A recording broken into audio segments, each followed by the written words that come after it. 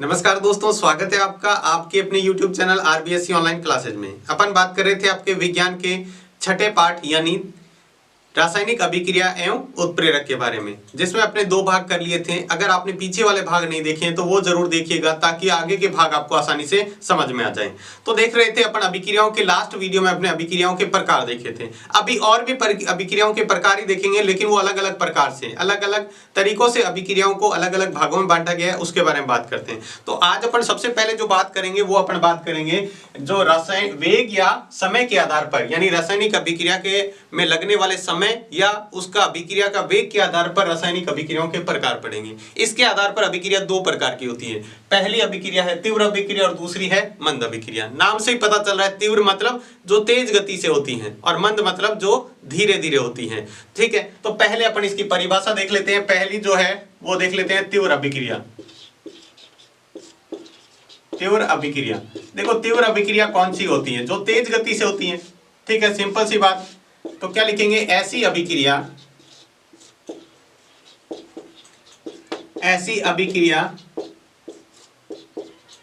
जिसमें अभिकारक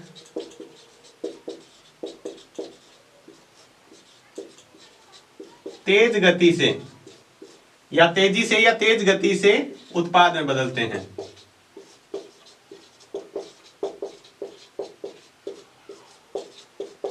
उत्पाद में बदलते हैं, उसे तीव्र अभिक्रिया कहते हैं। तीव्र अभिक्रिया कहते हैं। देखो सिंपल सी परिभाषा है, बिल्कुल आसान सी परिभाषा। ऐसी अभिक्रिया जिसमें अभिकारक क्या होते हैं? तेज गति से क्या होते हैं? उत्पाद में बदलते हैं, यानी बहुत जल्दी उत्पाद में बदल जाते हैं। उस अभिक्रिया को क्या कहते हैं? तीव्र अभिक्रिया कहते हैं। ठीक है, सामान्यतः ये किसके अंदर होती है? अम्ल और क्षार की अभिक्रिया होती है। सामान्यतया ये अम्ल व क्षार के मध्य होती है। अम्ल और क्षार की अभिक्रिया वो इतनी फास्ट होती है कि मतलब आप सेकंड का भी करोड़वें हिस्से से भी पहले ये कंप्लीट हो जाती है, मतलब संपूर्ण हो जाती है। जैसे अपन उदाहरण लेते हैं, एक उदाहरण है NaOH प्लस HCl। ये क्या नाम है? सोडियम हाइड्रोक्साइड, ये हाइड्रोजन क्लोराइड, यानी कौन सा है? हाइड्रोक्लोरिक अम्ल। इनकी अभिक्रिया कराते हैं तो क्या बनता है? NaCl plus H2O। क्या बनता है? H2O। तो पहले अभिक्रिया को देखो संतुलित करना भी साथ साथ में सीख रहे हैं, तो संतुलित भी कर लेते हैं। सोडियम यहाँ एक अणु है, यहाँ पर भी एक है। ऑक्सीजन का एक अणु है, यहाँ ऑक्सीजन का एक अणु है। हाइड्रोजन का एक अणु ये रहा, एक अणु ये रहा, दो हो गए। तो हाइड्रोजन के दो अणु यहाँ पर है। क्लोरीन का एक अणु है, क्लोरीन का एक अणु है। तो अभिक्रिया संतुलित है। अब देखो अपन क्या कह रहे थे, ये अभिक्रिया बहुत ही जल्दी पूरी हो जाती है, यानी इसको पूर्ण होने में 10 की घात -10 सेकंड लगते हैं। यानी इतने में पर सोच भी नहीं सकते, इतनी जल्दी क्या हो जाती है? पूरी हो जाती है। एक और उदाहरण लेते हैं, जैसे AgCl प्लस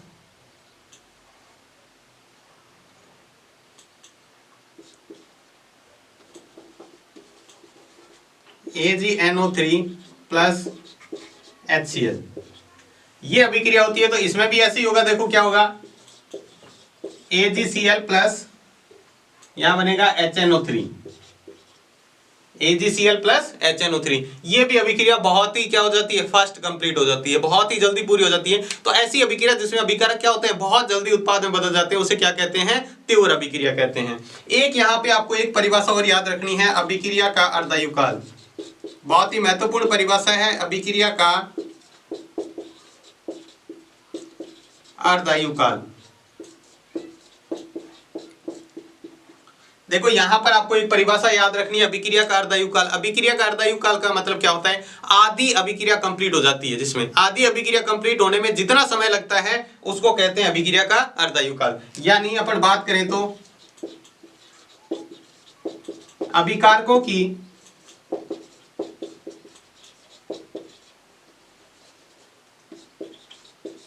आधी मात्रा, अभिकारकों की आधी मात्रा को उत्पाद में बदलने में लगा समय, लगा समय अभिक्रिया का क्या कहलाता है? अभिक्रिया का अर्धायु काल कहलाता है। अभिक्रिया का अर्धायु काल कहलाता है। देखो बहुत ही सिंपल सी परिभाषा है, आधी अभिक्रिया कंप्लीट होती है इसके अंदर। बात करें तो कैसे? जैसे मान लो आपने कोई उदाहरण लिया, जैसे मान लो ये लिया था, आप उदाहरण के लिए ले लें यहां पर, जैसे 100 ग्राम ये लिया था, 100 ग्राम ये लिया था, तो 200 ग्राम हो गया। अब 50-50 ग्राम यहाँ पे इसमें क्या हो गया? बदल चुका है। अभिकारक 50 ग्राम यानी 100 ग्राम, आधा इसका बदल चुका है। अभी आधी अभिक्रिया कंप्लीट होनी बाकी है, आधी हो चुकी है, आधी बाकी है, तो उसको कहते हैं अभिक्रिया का अर्धायु काल। यानी आधी अभिकारकों की आधी मात्रा उत्पाद में बदल जाती है, और जितना बदलने में जो समय लगता है वो कहलाता है अभिक्रिया का अर्धायु काल। ठीक है, तो देखो यहाँ पर अपने दो परिभाषा सीखी। एक तो कैसी? तीव्र अभिक्रिया, ऐसी अभिक्रिया जिसमें अभिकारक क्या होते हैं? तेज गति से उत्पाद में बदल जाते हैं, उसे क्या कहते हैं? तीव्र अभिक्रिया कहते हैं। और दूसरा है कौन सा? अभिक्रिया का अर्धायु काल। ये बहुत ही महत्वपूर्ण परिभाषा है, पूछी जा सकती है आपके एग्जाम के अंदर, तो इसको बहुत ही अच्छी तरह से ध्यान रखना है। अभिकारकों की आधी मात्रा को उत्पाद में बदलने में जितना समय लगता है, काल का मतलब क्या होता है? यह समय की बात कर रहे हैं, तो जितना समय लगता है ना, उसी को ही क्या कहते हैं? अभिक्रिया का अर्धायु काल कहते हैं। ठीक है, उसके बाद देखो इसका दूसरा प्रकार देखते हैं, मंद अभिक्रिया। अब आपको परिभाषा इसकी खुद बना सकते हैं। देखो यहां पर ऊपर वाली परिभाषा से ही बनाएंगे तो आपको आसानी से ध्यान रहेगा। देखो क्या परिभाषा बनेगी इसके अंदर, आप बताएंगे पहले। देखो यहां पर क्या है? ऐसी अभिक्रिया जिसमें अभिकारक तेज गति से, बस इतना सा ही बदलना है, उत्पाद में बदलते हैं। तो यहां क्या हो जाएगा? ऐसी अभिक्रिया, ऐसी अभिक्रिया जिसमें अभिकारक, अब यहां तेज गति था तो यहां पर क्या हो गया? मंद गति से, मंद गति से क्या होते हैं? उत्पाद में बदलते हैं।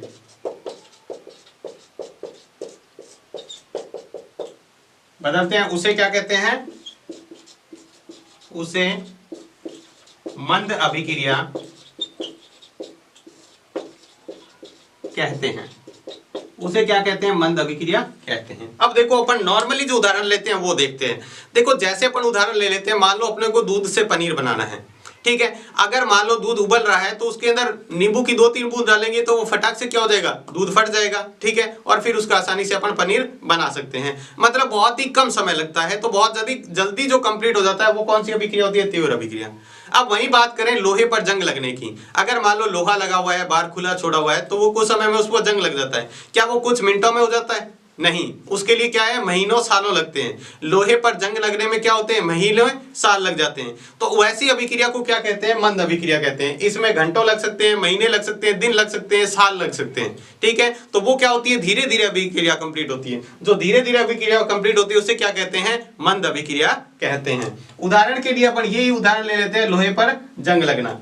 तो लोहे का सूत्र क्या होता है? देखो Fe। ठीक है, और उसके अंदर क्या होगा? वायु में ऑक्सीजन होगा, और साथ में किससे अभिक्रिया करता है? जल वाष्प से। किससे अभिक्रिया करता है? जल वाष्प से। जल वाष्प का मतलब क्या हुआ?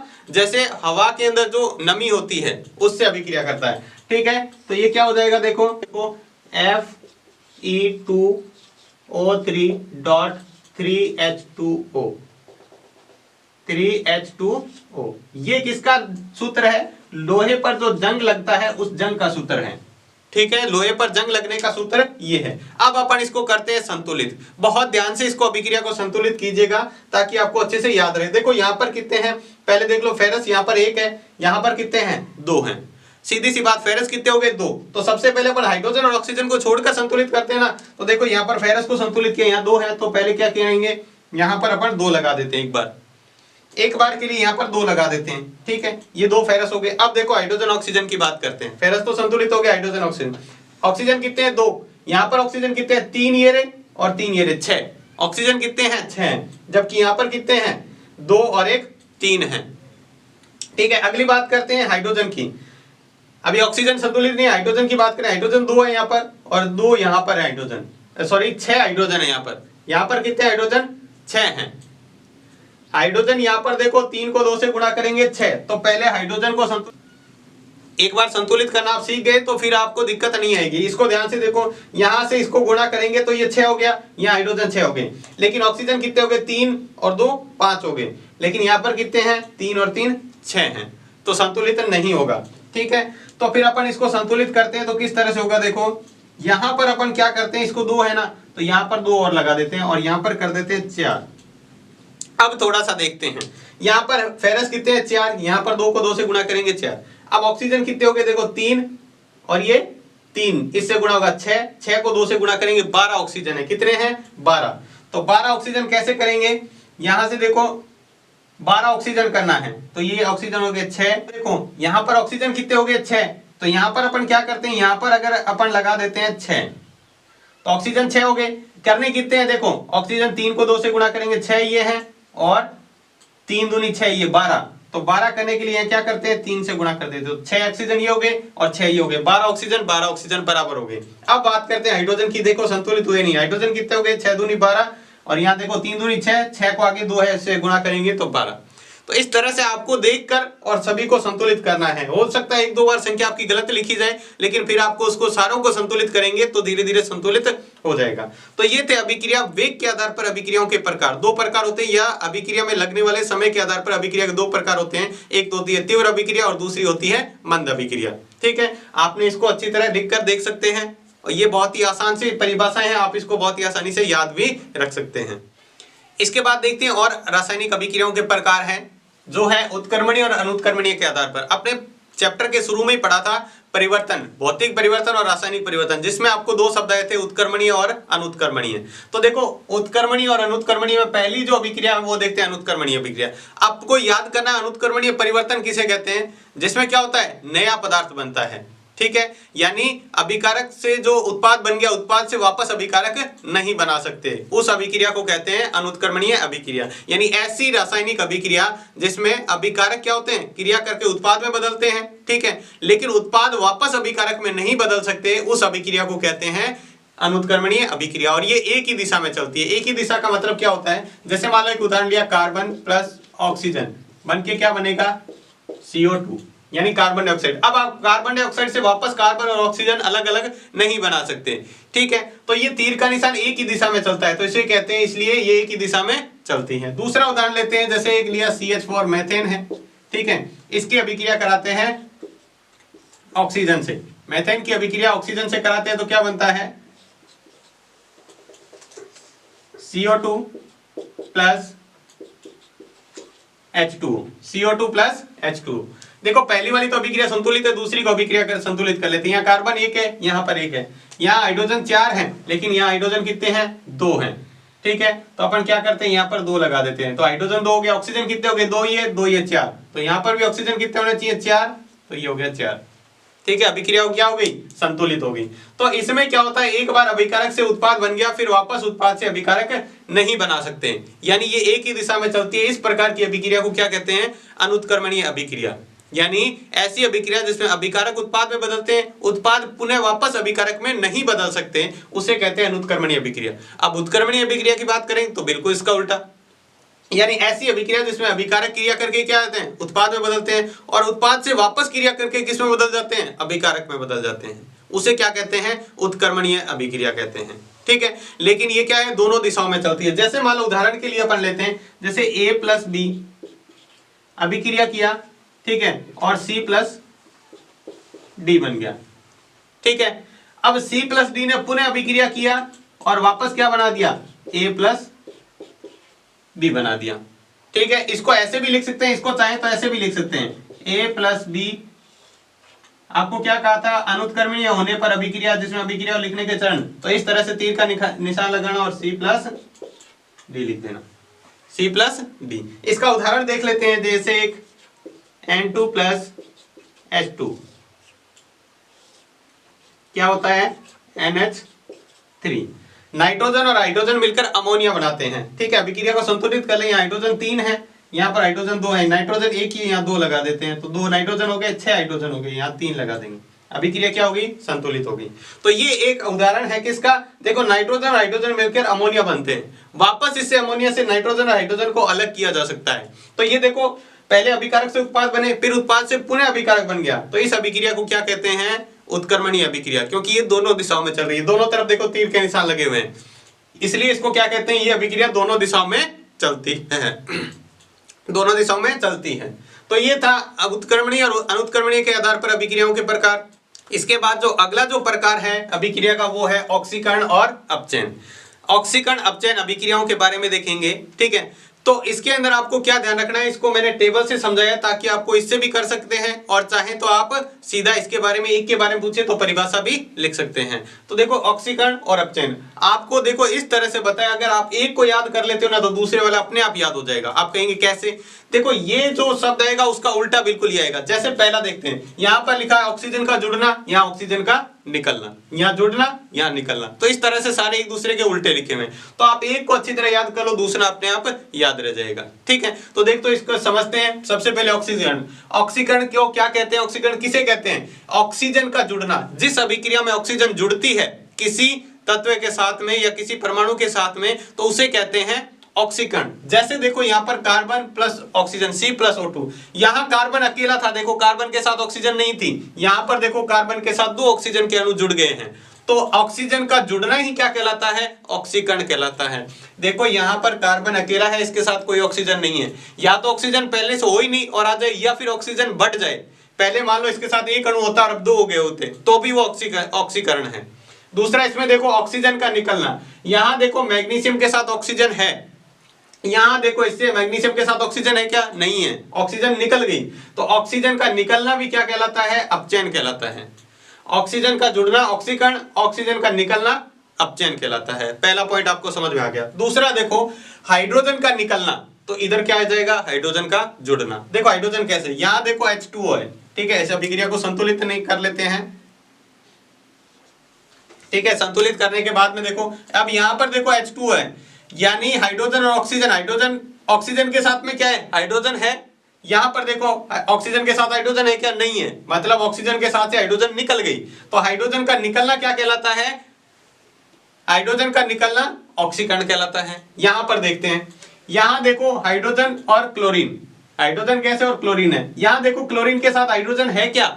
नहीं है, देखो अकेला क्लोरीन है, यहां पर देखो क्लोरीन के साथ हाइड्रोजन आ गया, तो ये हाइड्रोजन इसके साथ जुड़ गई, तो ये क्या कहलाता है? अपचयन कहलाता है। अब आपसे सिंपली पूछ लेता है परिभाषा, ऑक्सीकरण किसे कहते हैं? तो आपको परिभाषा क्या लिखनी है? सिर्फ परिभाषा पूछे ऑक्सीकरण किसे कहते हैं या फिर पूछे अपचयन किसे कहते हैं, तो ऑक्सीकरण की परिभाषा ऐसी अभिक्रिया जिसमें ऑक्सीजन का जुड़ना तथा हाइड्रोजन का निकलना क्या कहलाता है? ऑक्सीकरण कहलाता है।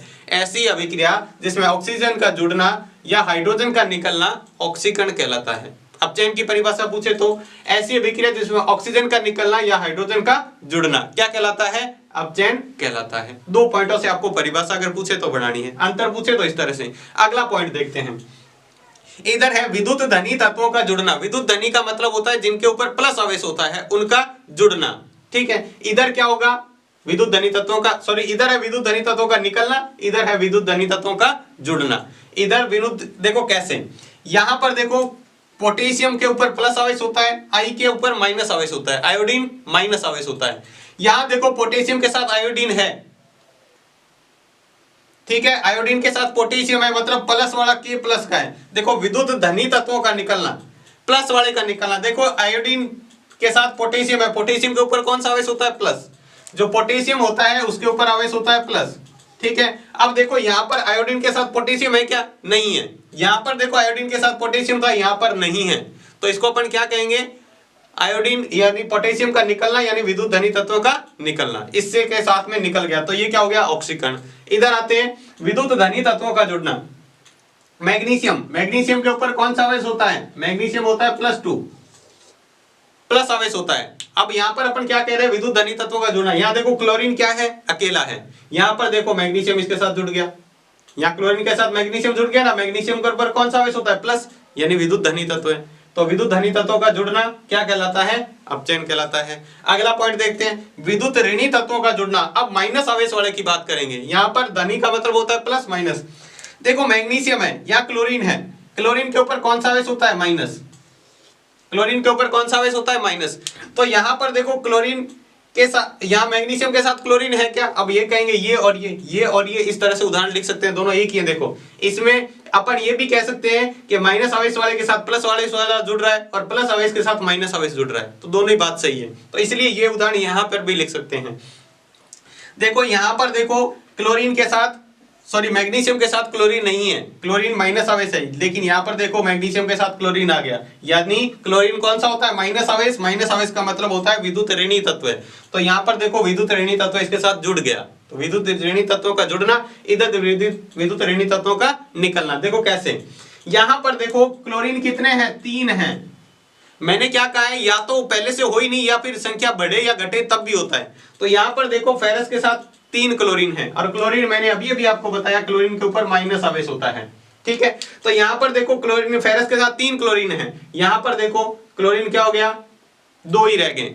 क्लोरीन कितने रह गए? 2, यानी 1 क्लोरीन निकल गया। चाहे 1 भी निकल रहा हो तो भी क्या है वो? अपचयन अभिक्रिया है। क्या है वो? अपचयन है। इसके बाद लास्ट वाला देखते हैं, इलेक्ट्रॉन का त्यागना, यानी किसी के इलेक्ट्रॉन त्याग देना, और इसमें इलेक्ट्रॉन का क्या हो जाएगा? ग्रहण करना। जैसे सोडियम था, सोडियम में से 1 इलेक्ट्रॉन निकल जाएगा तो ये सोडियम प्लस हो जाएगा, क्योंकि 1 इलेक्ट्रॉन इसके अंदर से निकल गया है। जितने सोडियम 11 नंबर पे आता है, आवर्त सारणी में कितने नंबर पे आता है? 11 नंबर पे। इसका मतलब उसके अंदर 11 ही क्या है? इलेक्ट्रॉन है, और 11 ही प्रोटॉन है। अब देखो 1 इलेक्ट्रॉन निकल गया तो इलेक्ट्रॉन कितने रह गए? 10, मतलब 1 प्रोटॉन ज्यादा हो गया, तो इसके लिए यहाँ पर क्या लगा देंगे? प्लस लगा देंगे। इसका उल्टा देखो, इलेक्ट्रॉन का ग्रहण करना। यहाँ क्लोरीन है, क्लोरीन ने क्या किया? 1 इलेक्ट्रॉन ग्रहण कर लिया। क्लोरीन में कितने नंबर पे आता है? 17 पे। 17 इलेक्ट्रॉन तो पहले थे, 1 और ज्यादा हो गया, जो भी ज्यादा हो जाएगा उसके ऊपर वही आवेश आ जाएगा। तो यहाँ पर देखो माइनस आ गया, तो क्लोरीन का ये इलेक्ट्रॉन जुड़ेगा तो माइनस आवेश आता है, इलेक्ट्रॉन निकल जाता है तो प्लस आवेश आता है। तो ये थे ऑक्सीकरण और अपचयन को बहुत ही आसानी से आप इस तरह से और ट्रिक से याद करोगे तो आसानी से याद रहेगा और कोई गलती नहीं होगी। अब आपको इसको याद कैसे रखना है? देखो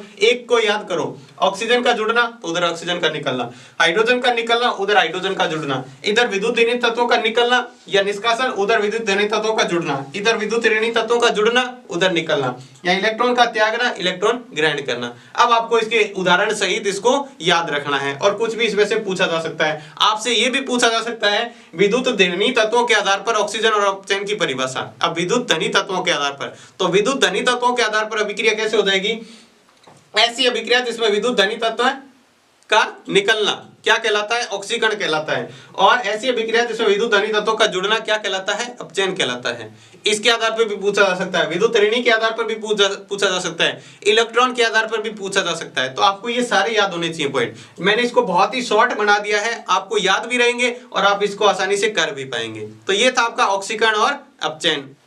इसके बाद में देखते हैं ऑक्सीकरण अपचयन अभिक्रिया के बाद में एक और अभिक्रिया है रेडॉक्स अभिक्रिया, जिसको अपचय अभिक्रिया या जिसका तीसरा नाम ऑक्सीकरण अपचयन अभिक्रिया भी कहा जाता है। देखो इसको कहते हैं रेडॉक्स अभिक्रिया या अपचय अभिक्रिया या ऑक्सीकरण अपचयन अभिक्रिया। क्यों कहते हैं? क्योंकि ऐसी अभिक्रिया जिसमें ऑक्सीकरण और अपचयन दोनों होते हैं, ऐसी अभिक्रिया जिसमें ऑक्सीकरण तथा अपचयन दोनों साथ साथ चलते हैं, उसे अपन क्या कहते हैं? ऑक्सीकरण अपचयन या रेडॉक्स या अपचय अभिक्रिया कहते हैं। देखें ऐसे अभिक्रिया जिसमें ऑक्सीकरण भी होगा और अपचयन भी होगा, दोनों नियम लगेंगे। तो देखो कौन सी अभिक्रिया, उदाहरण से समझते हैं। जैसे परिभाषा देख लेते हैं, ऐसी अभिक्रिया जिसमें ऑक्सीकरण तथा अपचयन दोनों साथ साथ होते हैं उसे रेडॉक्स अभिक्रिया कहते हैं। देखो यहाँ पर, यहाँ देखो Zn है, यहाँ पर ZnSO4 है, यहाँ देखो जिंक है, यहाँ जिंक के साथ देखो कुछ भी नहीं, ऑक्सीकरण नहीं है, लेकिन यहाँ जिंक के साथ देखो ये ऑक्सीजन, ठीक है। तो ये ऑक्सीजन का जुड़ना, ऑक्सीजन का जुड़ना क्या कहलाता है? ऑक्सीकरण। ऑक्सीजन का जुड़ना ऑक्सीजन। देखो यहाँ Zn जिंक के साथ ऑक्सीजन नहीं है, यहाँ जिंक के साथ ऑक्सीजन है। आगे देखो यहाँ कॉपर, यहाँ देखो इस कॉपर के साथ यहाँ पर सल्फर सॉरी SO4 यानी ऑक्सीजन भी थी, कॉपर के साथ सल्फर भी और ऑक्सीजन भी है, लेकिन यहाँ पर ऑक्सीजन नहीं है। तो ये क्या हो गया? अपचयन। देखो इसमें ऑक्सीकरण भी हो रहा है और अपचयन भी हो रहा है। तो देखो इसके अंदर ऑक्सीकरण तथा अपचयन दोनों हो रहे हैं, इसलिए इसको क्या कहेंगे? रेडॉक्स अभिक्रिया। वैसे अपन इसको एक और अभिक्रिया में पढ़ चुके हैं, अभिक्रिया के प्रकार में पढ़ चुके हैं। कौन सी? विस्थापन अभिक्रिया। कौन सी? विस्थापन अभिक्रिया। उसमें देखो एक तत्व दूसरे तत्व को विस्थापित कर देता है। देखो जिंक ने क्या किया? कॉपर को विस्थापित कर दिया। तो ये कौन सी अभिक्रिया होगी? विस्थापन अभिक्रिया। ठीक है, तो देखो ऑक्सीकरण अपचयन अभिक्रिया भी है और विस्थापन अभिक्रिया भी है। दूसरा देखो उदाहरण यहाँ पे Fe2O3 और यहाँ Fe है। यहाँ देखो फेरस के साथ क्या जुड़ा हुआ है, यहां देखो फेरस के साथ ऑक्सीजन है, यहां पर है क्या, नहीं है फेरस के साथ, तो ये हुआ है अपचयन। अपचयन, ऑक्सीजन निकली है तो अपचयन होता है। यहां पर देखो इसके साथ CO, एक ही ऑक्सीजन था, यहां पर देखो कार्बन के साथ डबल ऑक्सीजन है, तो ये कौन सा हो गया, ऑक्सीकरण। ऑक्सीकरण, तो देखो इसमें भी ऑक्सीकरण अपचयन दोनों हो रहा है, तो ये भी कौन सी होगी, रेडॉक्स अभिक्रिया। एक बात आप ध्यान रखना, जिस पदार्थ के अंदर ऑक्सीकरण होता है, जिस पदार्थ के अंदर ऑक्सीकरण होता है ना, उसे क्या कहते हैं, अपचायक कहते हैं। और जिसके अंदर अपचयन होता है उसे क्या कहते हैं, ऑक्सीकारक। जिस पदार्थ के अंदर ऑक्सीकरण होता है उसे अपचायक कहते हैं, और जिस पदार्थ के अंदर अपचयन होता है उसे ऑक्सीकारक कहा जाता है। ठीक है, तो ये था रेडॉक्स अभिक्रिया किसे कहते हैं। इसके 3 नाम है, रेडॉक्स अभिक्रिया भी कहते हैं, इसको अपोपचय अभिक्रिया भी कहते हैं, और इसको ऑक्सीकरण अपचयन अभिक्रिया भी कहते हैं, क्योंकि इसके अंदर ऑक्सीकरण और अपचयन दोनों होते हैं। अगला जो प्रकार है अभिक्रिया का वो है उदासीनीकरण अभिक्रिया। इसको अपन 5वें पाठ में भी अच्छी तरह पढ़ चुके हैं। जब अम्ल और क्षार क्रिया करके लवण और जल बनाते हैं तो उसे क्या कहते हैं, उदासीनीकरण अभिक्रिया कहते हैं। आपने ये पढ़ा था 5वें पाठ के अंदर, अम्ल प्लस क्षार क्रिया करके क्या बनाते हैं, लवण प्लस जल बनाते हैं, और इस सभी अभिक्रिया को, ऐसी अभिक्रियाओं को क्या कहते हैं, उदासीनीकरण अभिक्रिया कहते हैं। उदाहरण के लिए अपन ले लेते हैं, एक देखो HCl अम्ल है, किससे अभिक्रिया कर रहा है, NaOH क्षार से, तो क्या बनेगा, NaCl प्लस H2O। हाइड्रोक्लोरिक अम्ल सोडियम हाइड्रोक्साइड से अभिक्रिया करता है तो सोडियम क्लोराइड और जल बनता है, तो ये क्या हो गया, ये अम्ल हो गया, ये क्षार हो गया, तो ये लवण हो गया और ये जल हो गया, तो इसे कहते हैं उदासीनीकरण अभिक्रिया। इसके बारे में अम्ल कौन सा होता है, क्षार कौन सा होता है, ये अपन पहले ही पढ़ चुके हैं। देखो अम्ल कहां से कहां तक होता है, जो अम्लीय माध्यम होता है 0 से 7, ठीक है, 7 पर क्या होता है, उदासीन, 7 पर उदासीन हो गया। और क्षारीय किस पर होता है, 7 से 14 तक, ठीक है। तो इस तरह से अपने पढ़ा था अम्लीय क्षारीय, और वैसे 5वें पाठ में इसको डिटेल में पढ़ा हुआ है, अम्ल क्षार और लवण को और उदासीनीकरण को, तो वहां से आप इसको अच्छी तरह कर सकते हैं। तो ये थे अभिक्रियाओं के प्रकार। तो आपका जो पाठ है पहला भाग पूरा होता है अभिक्रियाओं के बारे में। रासायनिक अभिक्रिया जो थी वो हमें कंप्लीट होती है। अब अपन नेक्स्ट पार्ट में पढ़ेंगे उत्प्रेरक के बारे में। तो आज की क्लास में बस इतना ही। क्लास आपको कैसी लगी हमें कमेंट बॉक्स में लिखकर जरूर बताएं। क्या आपको रासायनिक अभिक्रिया वाला चैप्टर अच्छे से समझ में आ रहा है और आपको परिभाषाएं आसानी से याद हो रही है, तो आप हमें कमेंट बॉक्स में लिखकर जरूर बताना है। तो आज की क्लास आपको कैसी लगी ये भी कमेंट बॉक्स में लगाना है। अगर ये क्लास अच्छी लगी है तो इसको लाइक करना है, और चैनल को अभी तक सब्सक्राइब नहीं किया तो चैनल को सब्सक्राइब जरूर करना है। तो आज की क्लास में बस इतना ही, धन्यवाद।